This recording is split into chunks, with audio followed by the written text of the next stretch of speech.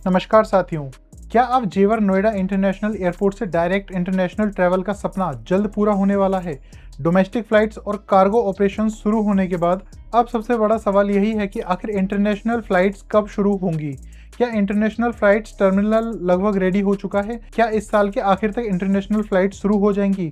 और एयरपोर्ट के next phase में ऐसा क्या बनने जा रहा है जो पूरे यमुना एक्सप्रेसवे रीजन की तस्वीर बदल सकता है? आज की इस वीडियो में हम बात करेंगे इंटरनेशनल टर्मिनल की लेटेस्ट प्रोग्रेस, इंटरनेशनल फ्लाइट्स की expected timeline, MRO hub, second runway और फ्यूचर एविएशन इंफ्रास्ट्रक्चर से जुड़ी हर बड़ी अपडेट की। आइए जानते हैं पूरी खबर विस्तार से। मैं हूं आयुष वर्मा और आप देख रहे हैं गुरुदेव real estate developers private limited का ऑफिशियल यूट्यूब चैनल। चलिए शुरू करते हैं इस वीडियो को।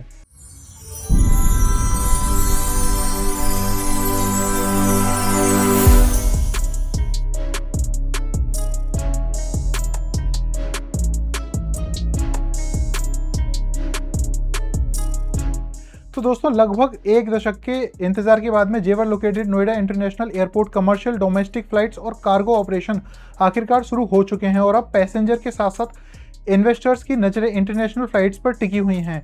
As per the latest update, airport के इंटरनेशनल टर्मिनल का कंस्ट्रक्शन अब फाइनल स्टेज में पहुंच चुका है। अब सिर्फ फिनिशिंग वर्क ही बाकी है, जिससे अगले 3 से 4 महीने में पूरा करने का टारगेट रखा गया है। अकॉर्डिंग टू ऑफिशियल्स, सितंबर या अक्टूबर तक टर्मिनल पूरी तरह रेडी हो सकता है और उसके बाद इसी साल के आखिर तक इंटरनेशनल फ्लाइट शुरू होने की उम्मीद है। दोस्तों, रिसेंटली लखनऊ में हुई नोएडा इंटरनेशनल एयरपोर्ट लिमिटेड यानी NIAL की 27वीं बोर्ड मीटिंग में पूरे प्रोजेक्ट की प्रोग्रेस रिव्यू की गई। अधिकारियों ने बताया कि कंस्ट्रक्शन तेजी से आगे बढ़ रहा है, इंटरनेशनल ऑपरेशन शुरू करने की दिशा में लगातार काम किया जा रहा है। अब बात करते हैं जेवर एयरपोर्ट के नेक्स्ट फेज की। तो एयरपोर्ट सिर्फ एक टर्मिनल तक ही सीमित नहीं रहेगा, बल्कि सेकेंड फेज में लगभग 1365 हेक्टेयर्स भूमि पर एक विशाल MRO फैसिलिटी यानी मेंटेनेंस, रिपेयर एंड ओवरहोल हब विकसित किया जाएगा। इसके लिए आकाशा एयर के साथ पहले ही एग्रीमेंट साइन किया जा चुका है। इसका मतलब है कि इन द अपकमिंग ईयर्स यहाँ एयरक्राफ्ट मेंटेनेंस और सर्विसिंग का एक बड़ा हब तैयार होगा, जिससे हजारों नई जॉब्स और बड़े इन्वेस्टमेंट्स आने की संभावना है। Apart from this, third phase के सेकंड रनवे, एयरक्राफ्ट हैंगर्स और एविएशन इंडस्ट्री से जुड़ी बड़ी कंपनीज के लिए मॉडर्न इंफ्रास्ट्रक्चर तैयार किया जाएगा। इसके लिए लगभग 2053 हेक्टेयर्स अतिरिक्त भूमि का लैंड एक्विजिशन किया जा रहा है।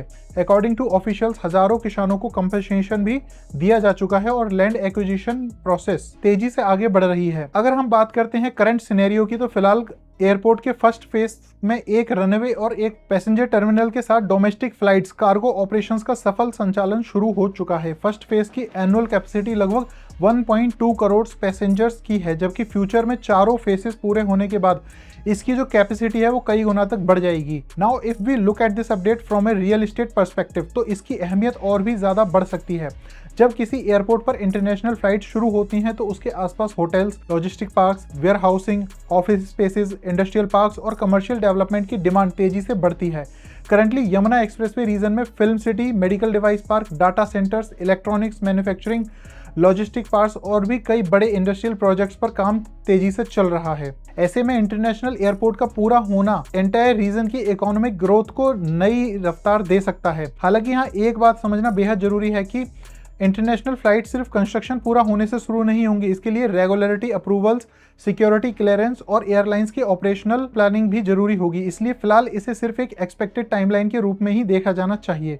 ओवरऑल जेवर नोएडा इंटरनेशनल एयरपोर्ट अब सिर्फ एक डोमेस्टिक एयरपोर्ट नहीं रह गया है। तेजी से तैयार हो रहे इंटरनेशनल टर्मिनल, आने वाले MRO हब, सेकंड रनवे और फ्यूचर एविएशन इंफ्रास्ट्रक्चर इस बात के मजबूत संकेत दे रहे हैं कि इन द अपकमिंग ईयर्स यह पूरा रीजन नॉर्थ इंडिया के सबसे बड़े एविएशन और इकोनॉमिक हब में शामिल होने जा रहा है। अब सबसे बड़ा सवाल यही है कि क्या सितंबर अक्टूबर तक इंटरनेशनल टर्मिनल पूरी तरह रेडी हो जाएगा और क्या इसी साल आखिर यहां से पहली इंटरनेशनल फ्लाइट उड़ान भरती हुई दिखाई देगी?